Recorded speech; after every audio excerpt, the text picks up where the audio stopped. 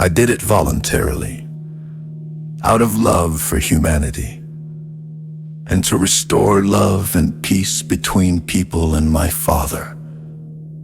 I remained true to the truth. Let me say it clearly once more. I knew what I was getting into. I did it out of love, but I did not deliberately let myself be crucified. And from those who followed me, I never demanded sacrifices or sacrificial deaths. Why? I ask you, should God need sacrifices from you? What are these sacrifices supposed to achieve for Him? Do you believe you can make Him merciful with them?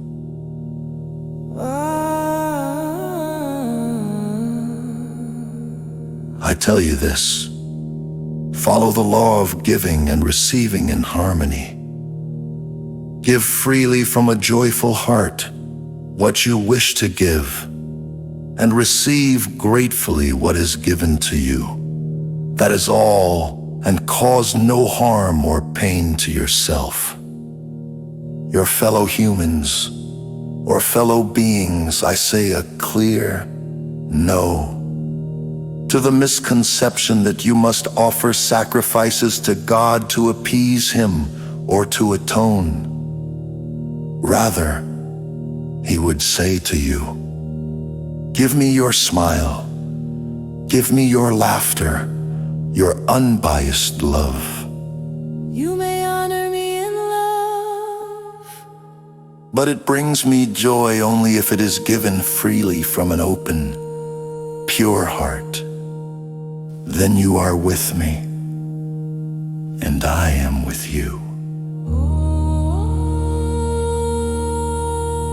When I speak of God as my Father, I could just as well say Mother, Father, for even this expression of mine has been misinterpreted.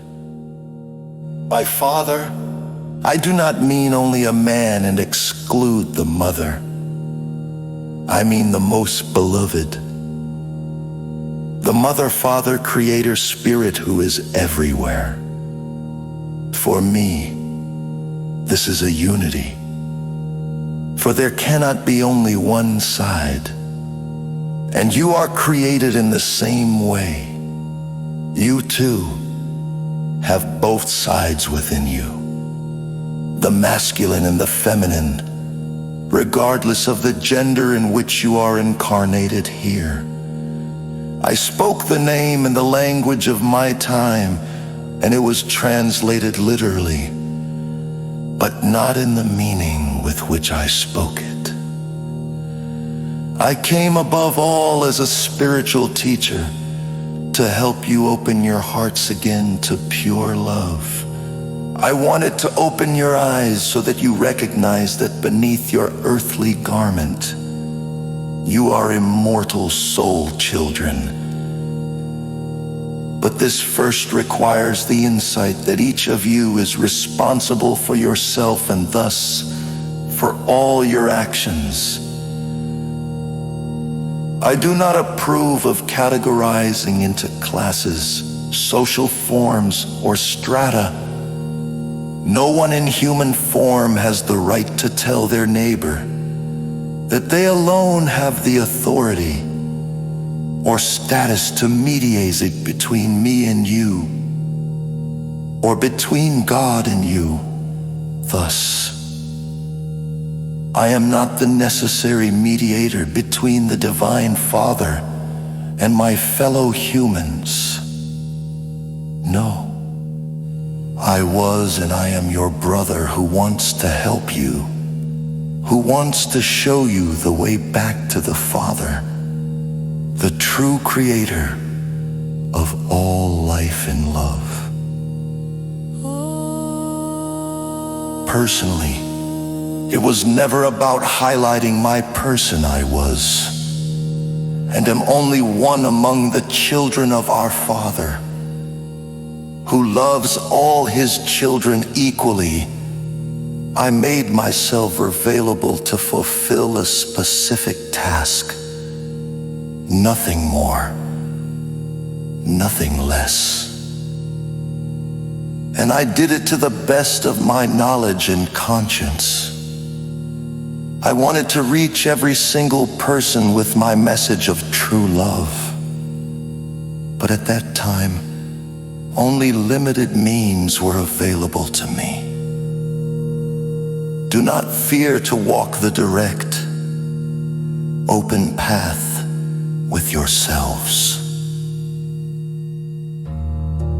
Imagine if a portrayal of you existed outwardly that did not correspond to the truth, or only did you half justice. Would you be satisfied with that? Certainly not. I too do not agree with it. This portrayal of my person is misleading for those of you who firmly believe in it and cannot even imagine that it could be entirely different. But they do so out of fear, or simply out of lack of insight. They do not want to change anything, and they are still the ones who judge.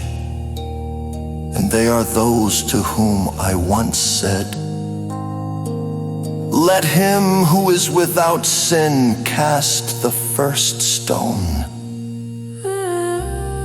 Too much knowledge has been passed on to you that did not come from me, I tell you. All this knowledge is like a wrongly assembled puzzle. Many pieces make a whole. But the whole is only complete when all pieces fit together. Occasionally, something is distorted from what I once said. But what good is it if it is only half-truths that are mere fragments of the whole? Half-truths are far more dangerous than outright lies. Half-lies are hard to recognize because they are